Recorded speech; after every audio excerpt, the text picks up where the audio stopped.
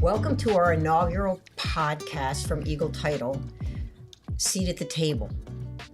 I'm Betsy Jiranek. I'm a Senior Settlement Officer with Eagle Title. And I'm Brad Walsh, the President of Eagle Title. Betsy, I think this is going to be a fun go-round for us. We're excited to be delivering you guys some content. We kind of came up with this concept because we wanted to be able to, Betsy and I have a great relationship, and we're constantly talking about issues that are industry related. Some of it's more personal related. So we'll probably cover a wide variety of things, as you might even see today. But, you know, as anyone who knows either of us, we're both pretty real people. We don't really shy away from conversations. We're either title geeks. We're title geeks. We like to talk. Self-proclaimed title nerds, title geeks, whichever way you want to go with it. And look, title is dry. It's dry. It's not boring, but we can make it. It's not sexy. Yeah, not a sexy business. No one wants to actually talk about what's under, but it's incredibly important. It's really the backbone of a lot of these transactions, and they need us. They need us to get it done. And in the modern age of technology and how that's changing so rapidly, I was speaking to a crowd a couple weeks ago, and I stepped up and I put like a false slide up, and I was like, I'm here to talk to you about integrating AI into your business. And I was like, no, that's not what we're here to talk about today. It was kind of like the basics of your business and the things that haven't changed over the last decade versus, and then I kind of moved to what is changing in the business that might, how AI is going to impact it. But, we kind of looked at that, and, it's reminiscent today. So as we're shooting this today, it's opening day. Opening day. Opening podcast, inaugural podcast. Opening day, opening podcast.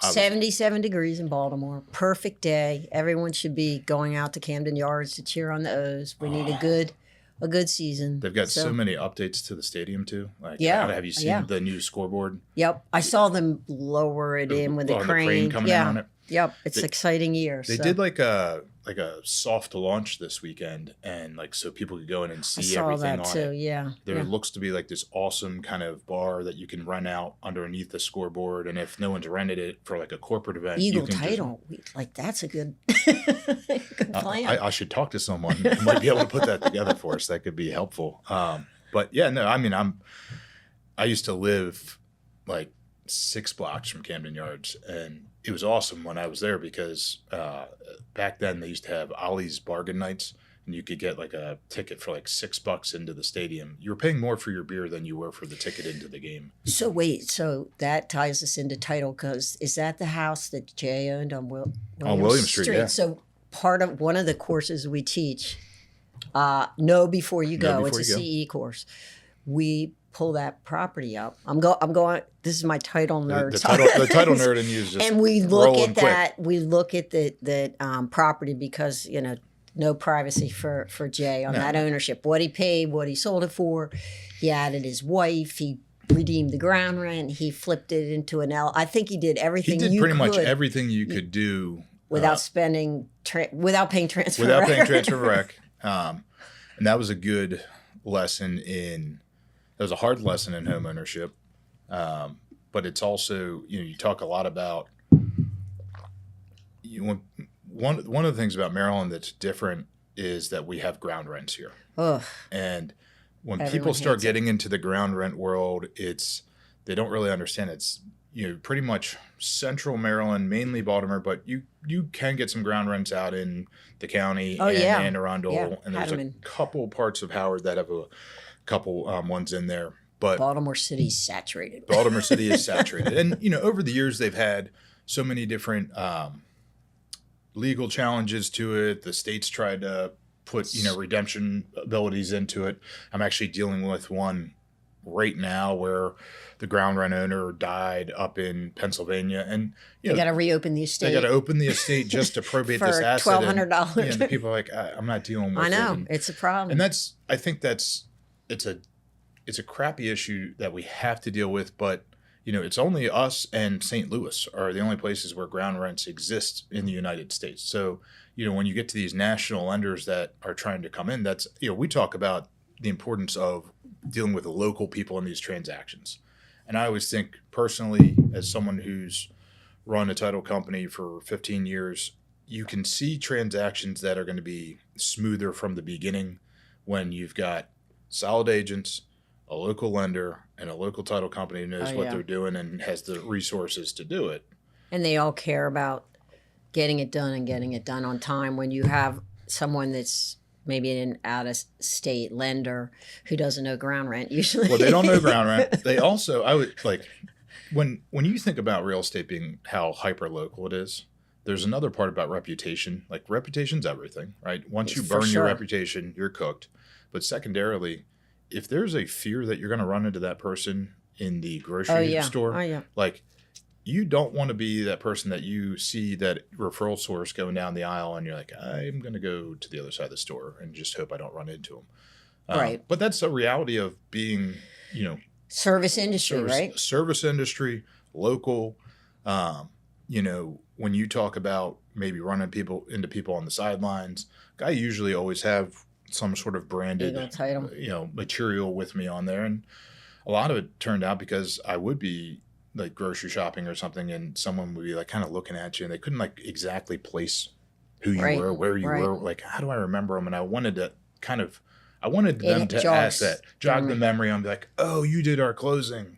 And it was neat. Now I always have, it's probably, I don't know if it's a good thing, bad thing. You could decide which way of it. Cause the next thing I asked was, well, can you tell me about your experience? Because I want to know. Like, we want the feedback. We want to be able to take that into the improve. And and sometimes I'll say feedback is not all feedback. Not that it's not fair, but sometimes I like if someone's like, "Oh yeah, but I didn't like X," and it's a good point because not every time does someone let you into that conversation of why the X was like a necessity. We deal with fraud prevention, wire fraud. Sometimes they don't like they don't like secure communication and I software think, platforms and when we do wires, I always say to people, I preface it with, we're really conservative. And if you have a problem with that, well, I'm sorry, we want to make sure you get your money, but we need this, we need that. That's not going to work. You need this. Thinking of it from like being conservative with your money is a great trait. I think it's a great trait. Like, I'd rather have someone. You do not want to be like, woo, fast and loose. Well, hopefully this $500,000 gets to where it needs to be, or And I think sometimes we're in this age of what I refer to as the Amazon Prime generation. Yeah, they want it right away. I mean, if you think about pre-Amazon Prime, if you bought something online and it came in like 7 to 10 days, you were like, that's awesome. Pretty good, right? And then they came out and it was like, man, you're going to get it this week. And then you're going to get it within 2 days. If I order something, if I get something now and it's not like there, like by the time I get home from work today, I'm like kind of pissed off about it. Well, but I just say to people, don't judge on speeds, judge on accuracy. So that's a lot of like, we have to be 100% accurate. We can make no mistakes in anything that we do. Yeah. Or it costs typically money, sometimes time. Yep. Time and money are two big things. Those are the only things that we do to solve problems in our biz. Time and money. Yep. And I think sometimes when we do make a mistake, it's a good way to prove ourselves. Because you talk all the time about like, all right, I messed up. Oh, by the way, I don't drop the F-bomb, but Brad might. Yes, and that's okay. I just want everyone to know that. I mean, we're authentic. We're transparent. I have all of the bad words are in my my vocabulary. I got them all. You might get He might throw them out, and might that's get okay. One we might bleep it out. We may not. We don't know where we're going with this yet. Brad might describe it as another way of doing it. We actually had to start putting that disclaimer in when we were like publicly speaking and doing CE classes sometimes because it gets to it, and I'm passionate about what we do. I love it. It's an industry that I fell into because of your brother and your uncle. My brother was the one who really roped me into this thing. He's the one who talked me into going to law school. I had no desire to go to law school. Like, that was not even on my radar. I didn't have any interest in it. I went to my undergraduates in marketing and sales, and you're good at that. I like it. It's Brad's really good at that. The marketing and sales things, I I like looking for the angles that someone hasn't thought of in a conversation. And when we talk about being authentic, I don't have a problem taking a counter position to someone even that I'm selling to or having, have a relationship with. Most people don't want to ruffle any feathers with someone. And my viewpoint is, if you make a comment and I don't agree with the comment, I'm not just necessarily going to be like, oh, yeah, that's right. Like if someone's like, oh, this is a terrible market, I usually don't leave that one alone. Because you have all the statistics to look at it a different way. But I'm a data nut. And you can sell title insurance. That's what you do, right? We sell title insurance. And I agree with Brad on that. When people come up and like they call and they say, well, I think we know we have to get the lender's title insurance, but we're going to turn down the owner's title insurance. I'm like, bring it on, because I can talk for hours and tell the stories like we're going to tell, and we're telling why you need title insurance. So I love that challenge of like, let me tell you, and I'm not, maybe it's salesy, but I believe in it. So it's easy to tell someone why they need this protection in this day and age. How many years have you been in the business? 25. And my story of how I got here is totally different, because my husband's an attorney, and he said, I'm going to start a title company. And I said, oh, I'll do it. I had no clue what I was doing. I went to the class to get, certified and take the exam and everything. And my last formal education had been architecture school, which you're talking about bricks and mortar and things being built, and what I think of as really creative people. And I said to my husband, I'm sitting in this classroom with these people that are so dry, and we're talking about something that is so vague, and there's zero creativity. And he gave me the best advice of my whole career. He said, Betsy, take all your creative energy and all your creative juices and dump it into how you run a business and you perform within the business. Absolutely. And not that we're creative with title, because it's pretty black and white. It is. I think it's the I'll say the customer service side of it can be creative. How you deal with people. And look, so I actually just got the stats before I left the shop to come here. Within the last 30 days, 19.27% of the transactions that we have come through the door had some sort of curative measure on them. So you have to think. That's almost 1 in 5 transactions had something that needed to be cleared. And we as an industry don't talk curative enough, in my opinion. I've been working on this on the national stage a little bit, because we do it as part of trying to create this insurable product, but no one really talks about all the issues that are there.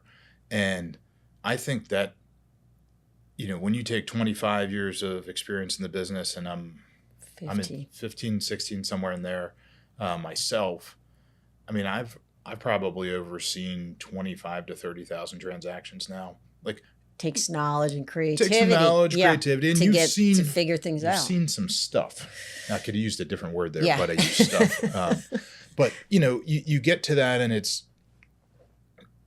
Every day is something new. Every day is something different. It's crazy. There's a different variation of it that comes into play. And different players, different property, a different angle that you're looking at. Sometimes, things. like when we talk about fraud, the schemes change. Yeah.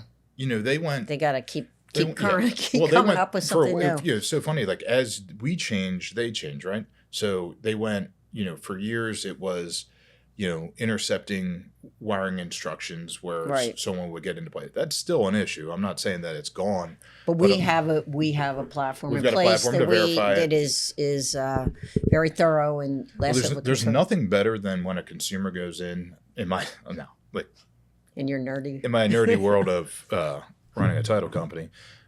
There's nothing better when someone goes into the Shield platform and authenticates their bank account, because we can see and we can't change it once they lock that in. It's connected into it. It locks that down. And from a verification standpoint, it's amazing, because we know that account is real. So the money's going from Eagle Title escrow to their account. There's no way it's going to be. No intermediary. And we know it's their account. It will be like when it comes in the system, you link it up, and I know it's going to Betsy Jiranek's checking account. But people get when they have to go into Qualia, our secure platform, and create this connection, they, if they get concerned, they're providing all this private information about their bank account. So, and it's really, well, I guess if you think about it, so I think the thing I like about it is it's using the same platform to authenticate the bank account, no different than PayPal or like Venmo. Zelle? No one has Zelle I don't know those platforms. Well, and it's the same. The technology that connects, it's the same one that we're using. I'm Venmoing back and forth with people all the time, right? And no one has a problem with that because they've done it in that moment, right? But I'm Venmoing, someone $13 for not a sandwich, not a $500,000. Yeah. The interesting part about the fraudsters is they've kind of gone low tech again, where they're like faxing. Well, so what they're doing is they're going and stealing checks out of mailboxes now. Oh yeah, and then they're whitewashing. So it's literally a catch me if you can moment. You remember that movie with Leo? Yes. But so checks now, people think, oh, I'm going to go back to writing a check. To that safe. Well, I was said, I had a contractor at my house the other day, and he's like, well, you can pay via credit card, but it's going to be a 3% service charge, or you can give me a check. And I thought back to a conversation I had the week before where they talked about someone whitewashing a check. Now, we've got like positive pay on our accounts and pay verification. So we've got a lot of safeguards on our escrow accounts. I don't have that on my personal checking account. And so I started thinking about it. If I hand my contractor this check, and what's he do? He takes it and he puts it in this, this folder in his truck. Right. And then he drives around to 7 job sites that day. And then goes to the office. At the bank at some point, right? He goes to his office and puts it on the desk of his accounts receivable person, and she's not there because he's coming in after hours. So then the cleaning crew's coming through. Think about how many moments of access to my bank account information that are on there. Account number, your routing number. Well, and you're sitting there, I'm like, I've used the same bank account since I went to college. I've had that same bank account for a heck of a lot of years at this point.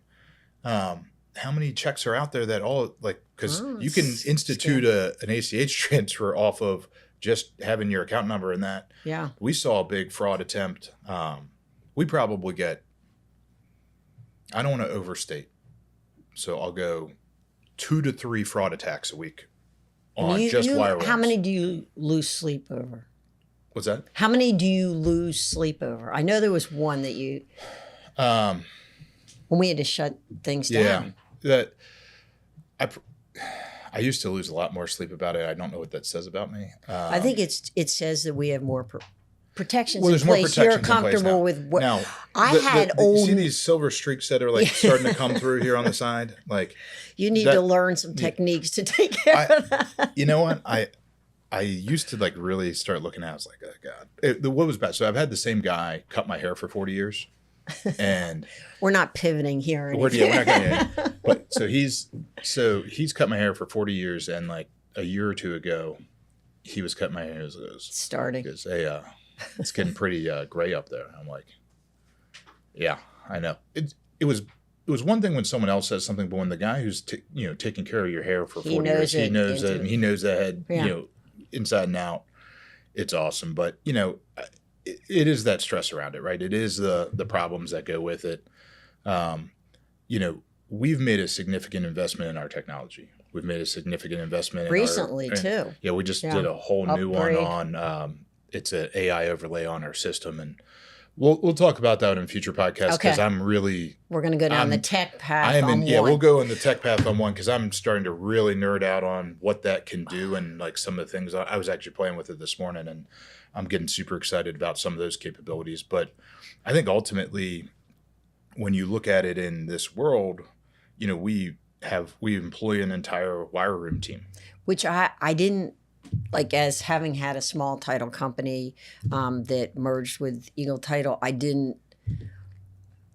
guess I didn't appreciate the importance of that because I had someone that did wires and I approved every single wire that went out of my former title company. But when you're doing it over and over again, you begin to recognize, not only do you memorize routing numbers, I know a lot of routing numbers, 9-digit routing numbers, Bank of America, off the top of my head, but you begin to recognize things that don't smell right or seem right. Yeah. And so the repetition is a good thing. And you begin to see things that, oh, this is an investment account. So there's actually multiple stops on this wire. Further benefit to the whole deal. And so you get better at your job. And so having dedicated wire department is like it's essential now in this day and age. It is, I think. and we're working on a concept of like what we call why bigger is better. And we've both owned small title companies before, and Eagle's been growing. But still has a small feel. It does. Well, because of our teams. And that's the localized nature of it. And when Betsy and I first started talking about the podcast, that was actually one of the things we talked about out front, because I had specialized in Anne Arundel County for the better part of my career, Anne Arundel, Queen Anne's, kind of Calvert, and Betsy had really specialized in Baltimore City and Baltimore County generally, and they're so different. Yeah, right? they're so what we do is the same, but in those certain jurisdictions, there's a lot of different abnormalities that are done slightly differently. And I think that's the unique thing about what we're trying to do as an organization now. We want to streamline and automate and use the technology to kind of do the blocking and tackling, but then take the people, so what they're not doing those manual tasks anymore, to then focus on the specificities or the different cultural things that go on in these different markets that we enter. Right. Like Brad, I was teaching a CE class, and we were looking at different properties because that's where we can really nerd out. Yep. And the group in Annapolis are pros at waterfront properties and piers, and we get that a little in Baltimore County, the southern part, and Essex and so forth, where we've certainly done waterfront properties, but it's an expertise. So you get a buyer and they have a property they're buying, and it's just another thing we bring to the table. We bring it to the table. So that's my seat at the table. Yeah, and there's different people too, like Baltimore County. If you want to ask questions about a specific, there are different affidavits or whatever, you have this expertise. Baltimore City has its challenges. Charm City, love it, but there's, besides ground rent, other things that we need to other challenges. And by having these different offices and teams, we are experts in those areas. And so the customers really benefit from that, and offices to go settle. Like, oh, you are selling this property in Hunt Valley, but you happen to live in Severna Park. Well, guess what? We got one right here, right down the road. You can just go down Governor Ritchie Highway, and you can slip in and sign your documents. So that's awesome. And that's part of like our service offering that I'm starting, like as we build out our physical brick and mortar locations around, I look at it as being able to service a wider area of the state to where it's not like, oh, you got to come to our office here or come there. I mean, we got different digital offerings, but being able to service these markets, we're big on giving back to the communities that we operate in. Right. That's another thing that bonded Brad and me when we first started chatting. And so the one thing that really connects us, water, right? Water. Brad and his boats. I like and his fishing. And, I like the fish. I like boating. He doesn't get in the water. I like to get in the water. I just got out of the pool. Yeah. And as my kids always said, Mom, you smell like chlorine.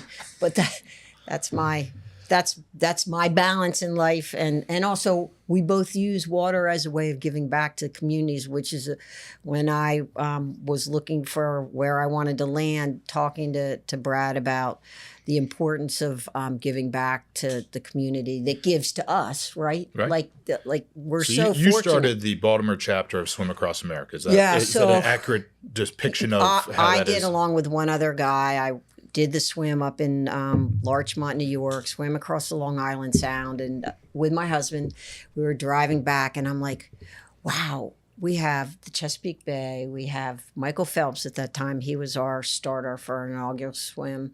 And we have Johns Hopkins. And let's start a swim. So we started it 17 years ago. And We have a lab at Kimmel Cancer Center, and I just came back from the Swim Across America Summit in Austin because we have 24 swims around the country. But the best thing is Eagle Title was like, we love this. We're going to sponsor. We're going to be involved. And so that says a lot about people when they want to give back. Well, I think, like I live a mile from the house that I grew up in. Like I always joke, I didn't make it very far in the world. I got involved back in like 2017, 2018 with Fish for a Cure, which really the title of Fish for a Cure sounds more like it's a fishing tournament. It is a fishing tournament, but it's really a fundraising competition, crowdsourced fundraising. And we do it at Eagle. We do it through our team, Real Counsel, which is a conglomerate of a whole bunch of friends and business people in the area.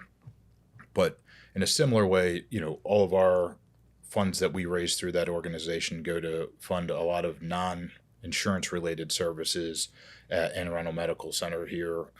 And it's so interesting to me because the more that I've learned the economics of, and I'm co-chairing it this year, which I'm really excited about because I went from like just with your free time. With my free, I got a lot of free time.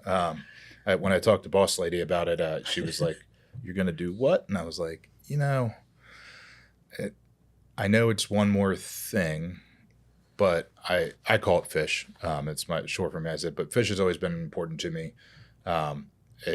We lost my mom from breast cancer back in 22, and I had actually gotten involved when she was initially in remission, and kind of like it's like paying it forward way of watching what she had gone through and all the different services that the nurse navigators work to support with people, and it just kind of galvanized me of something I wanted to do in the community. And, our core purpose of our organization is to serve our people and our community and what through about, exceptional experiences. Can you talk about teach a person to fish? Because that's a whole nother topic that's new to Eagle Title. And it's funny how it came about. Weren't we like chatting or something? We were definitely chatting about it. So we have a group of us were chatting, and much like most good ideas, they don't come from one person. They come from collaboration. Right. Exactly.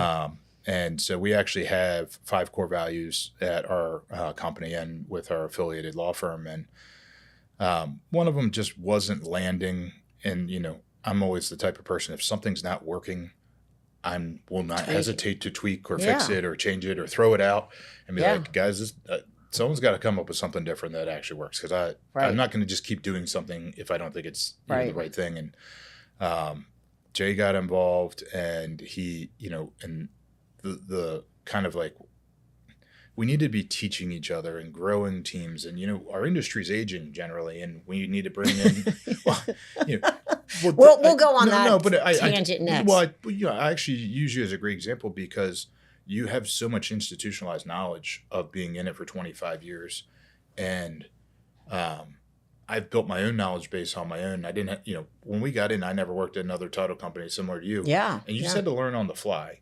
Now, as we grow, we've got all these opportunities to, we call it teach a person to fish, which is what we view as an obligation to our coworkers to teach them, not do it for them, but we need to teach that person to fish. Teach them the right way. And the cool part about it is you'll hear someone in the office and they'll be talking about something, and you'll just hear someone walk by and go, "Sounds like a teach a person to fish moment." And that's that kind of like reminder of, hey, it's not optional. You are expected and required to do that from investing in the people around you, because they'll get better, and then that's how they makes you better. Rise and it makes you better, makes them better. And sometimes when you have to teach someone how to do it, it almost reinforces the basics to yourself. Yeah, as well. I know this. I know this. All right, let's talk about a tale from the table. Okay, I was going to talk about your kids. I wanted to touch on that just because it brings up like a generational difference. Sure. And this came up in a conversation maybe last night with Brad or yesterday. Yesterday was it. And then we'll talk about a tale. But so I'm not going to talk about the decades difference in age, but I have 3 kids. 28, 30, and 32. And Brad's kids are 11, 8, and 5. So both of us have had kids. Like I said, well, at one point I think I had 9 lacrosse teams to keep track of, like rec, travel, club, and I was always running, coming in hot, as the term we love to use, and I had a paper calendar, and it just would say what field and when and which child, and never mind the dentist appointments, doctor's appointments, all the other the days off because of some holiday that you kind of forgot about, and the random teacher service day at school. And it's special dress day. They had that at McDonough. My kids went to McDonough, and it's like special dress day. That was chaos in the house. Like, where's my navy blue blazer with the McDonough seal? And anyway, it was, in the back of the car. That's that's probably what that's smart though, right? To keep it there because they knew where it was. But anyway, and they could always go to Lost and Found at the school. That's a good place. But like I got through it. We and my husband, we operated. But now Brad has Skylight, the right? Skylight, like this flat screen that like organizes his kids. So it's so funny. Like, there's nothing better to give your wife for Christmas. Never a better gift than to be like, hey, I'm going to give you this calendar device. I give the sexiest presents around. Okay, like one year she got like a Roomba, and then so I got a gold filter for my coffee pot this year from Drew. That was one. That's pretty good. I'll go with that. But if you haven't seen what a Skylight is, it's essentially a electronic calendar. We're all married to our phones, right? We're constantly on these things all the time. The cool part about it is we got the one that actually mounted on the wall, and my kids can go up to it. I love that. And they can look at their own calendar and start getting some accountability for themselves. It also has their chores on it and any tasks that they need to do. So I'll come down in the morning and I see them like over there, looking at it, trying to figure out what, is it trash day? Whose day is it for the dog? What chores they need to do when they get home from school? Is their homework done? Like, it's all built into there. But the really neat part for me is that I can see what's going on the kids' calendars from my phone. With, like, if you look at my work calendar, it's just a boondoggle. It's like, so I'll sit there and, I can just pull up and go, okay, what are we doing today?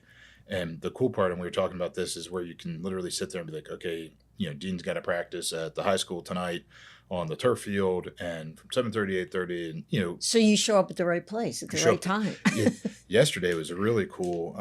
We had one yesterday where the team, you can subscribe to their club team or rec team or whatever. And it dumps all the thing in there, and then you just pop in there, look at it, and it, not only did it tell me what they had to do, but it's at Navy Stadium. It was giving me the weather for what it was going to be. Like, I had all this, and literally I jumped in the truck. I'm like, boop, here we go, off and running. And crazy. I could have benefited from that, but we were actually on a paper calendar until like Christmas this year. Oh, okay. And it was chaos.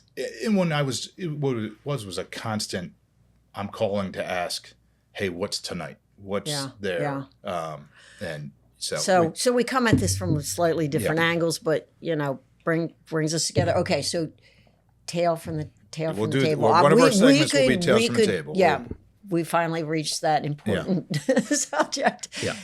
You want to go first? Oh, you go first. Ladies first. All right. Okay. So I could tell a ton, but it's always what's happened most recently that comes to front of mind. So I was sitting with a seller to pre-sign, and he came into the conference room and he said, I had all the paperwork.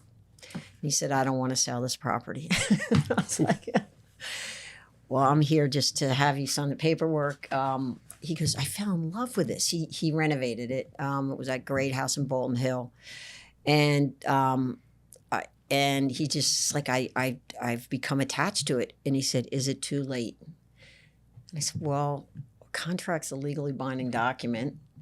The buyers have wired in their money. They're ready to roll. They might be homeless if they... Anyway, so it was just I appreciate what agents have to do, right? Real estate agents, because they typically would have juggled all this that I was sitting there like not talking him into selling it, but basically saying, buddy, you got some obligations. And too many people forget that when they sign those contracts, it's a legally binding document.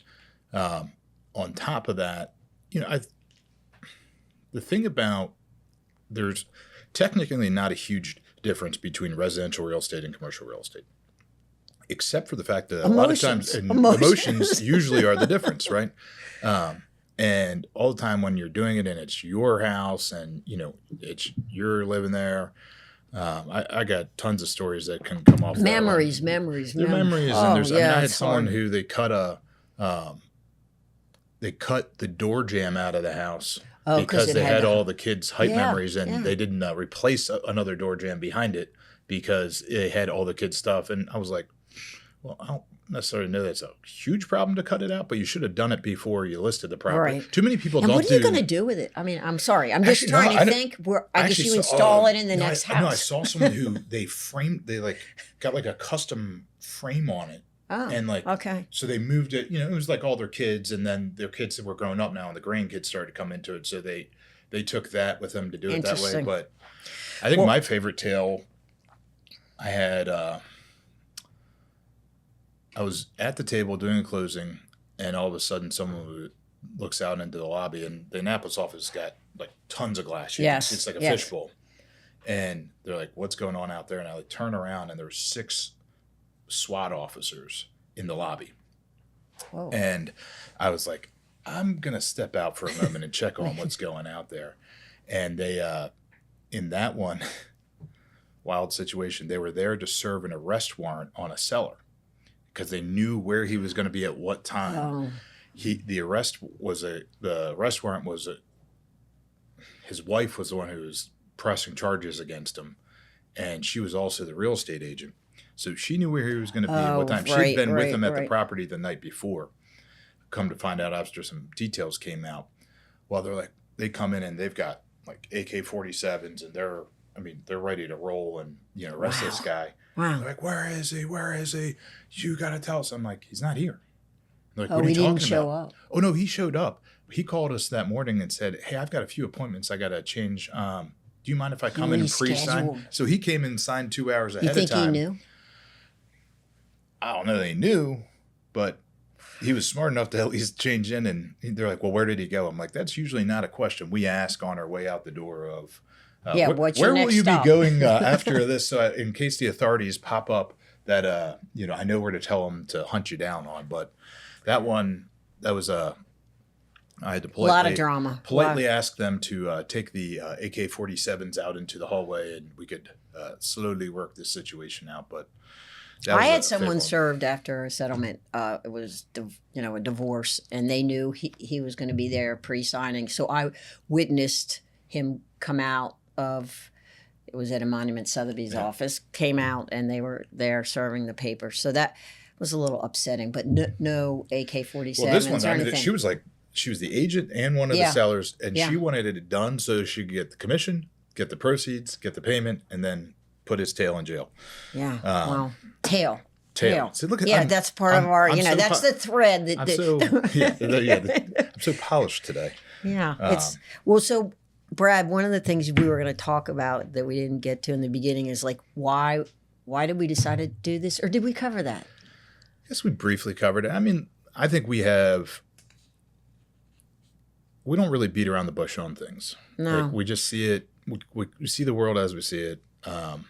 It's a real approach. We want to be able to bring in some guests, which we're going to call, we're going to have them at the head of the table. That'll be our next episode. I was thinking Paul Skirkis, who heads our commercial division. He would be good because it is less emotional. So if you want to be on with us, let us know. Because we have a long list. We'll try to fit you in. Hot demand. Yeah, it's going to be competitive, but we'll get you a seat at the table. We'll get you a seat at the table. You can sit at the head of the table, and I think the other part about we want people who can talk not just necessarily about real estate. There's so many different things that can impact what we do, but ultimately we want to be able to have conversations with local business owners, different people. Maybe it's someone from a government organization that can give us a different perspective. But we're big on real talk. We're big on, I don't really BS about many things. I just kind of call it as I see it.